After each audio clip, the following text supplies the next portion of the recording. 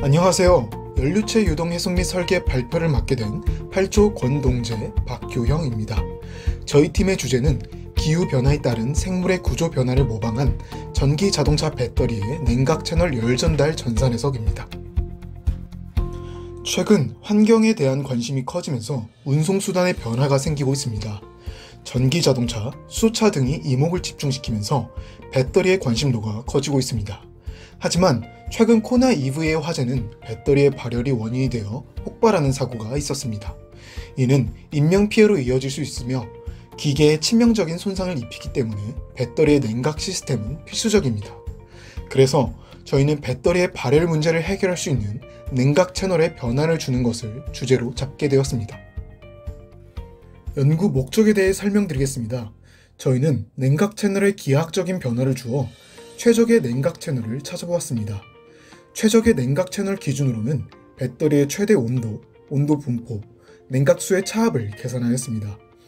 최적 형상을 찾은 이후에는 결과를 토대로 실제 사용되고 있는 전기자동차 배터리의 냉각 채널과 비교하여 얼만큼의 효율을 더 낼 수 있는지 알아볼 것입니다. 다음은 실험 방법입니다.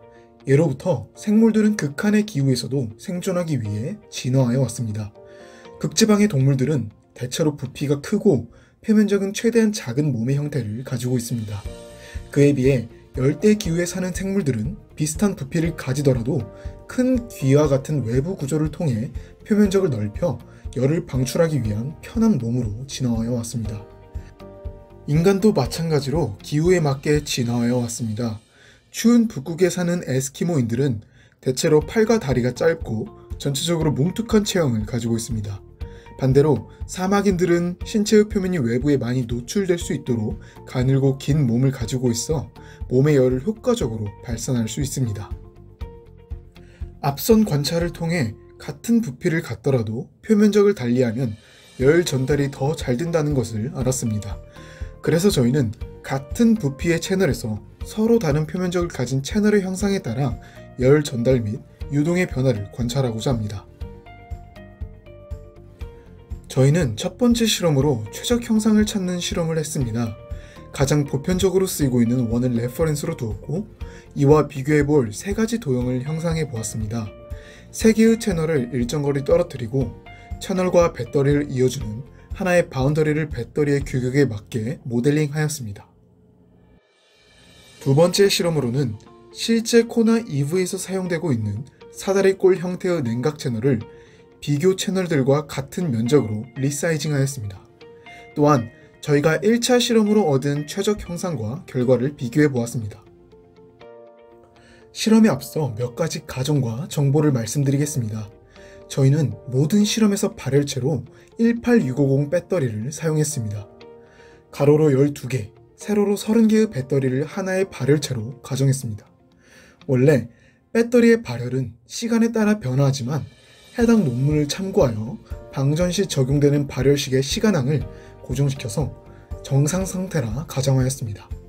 냉각수의 유체 특성은 실제 냉각에 사용되고 있는 냉각수를 참조하였고 유령은 열 전달 효율이 가장 좋은 5g/s로 입구 온도는 273.15켈빈으로 일정하게 하였습니다. 또한 관의 중심거리에서부터 발열체의 거리는 10mm로 지정하였습니다. 첫 번째 실험 결과입니다.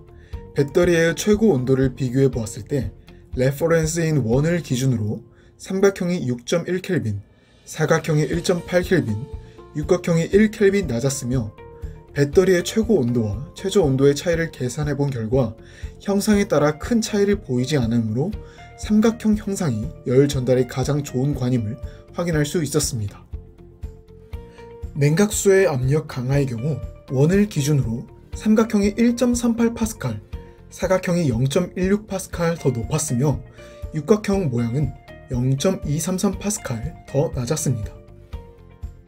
삼각형 관의 경우 원관과 비교하였을 때 냉각에 더 유리하지만 압력 강화의 효율 차이가 24.887% 더 낮기에 최적 형상이라 불리기엔 어렵다 판단하였습니다.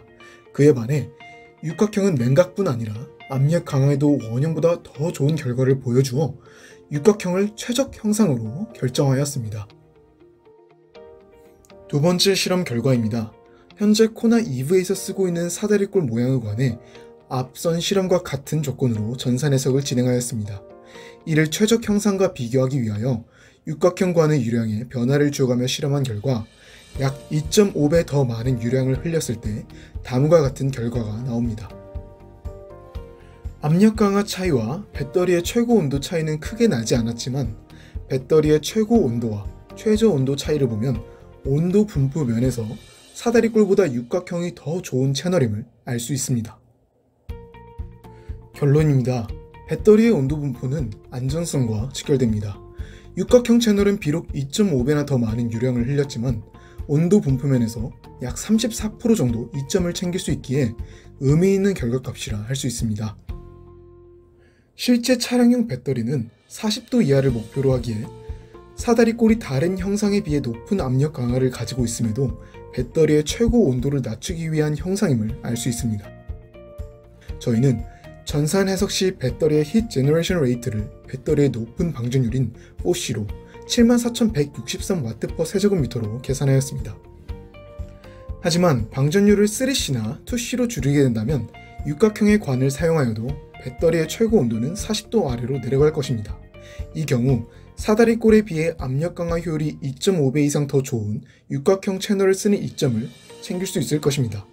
예를 들어 냉각수의 펌프는 배터리의 에너지로 작동하기에 낮은 압력 강화는 차량의 총 주행 가능 거리를 늘어나게 할 것입니다. 현재 사다리꼴 채널을 사용하는 이유가 단순히 최고 온도를 낮추기 위한 것이라면 특정 온도가 넘지 않는 선에서는 육각형의 채널이 가장 효율적이라는 결론을 낼 수 있습니다. 저희의 연구가 배터리 및 기타 발열체 냉각 시스템에 도움이 되었으면 좋겠습니다. 감사합니다.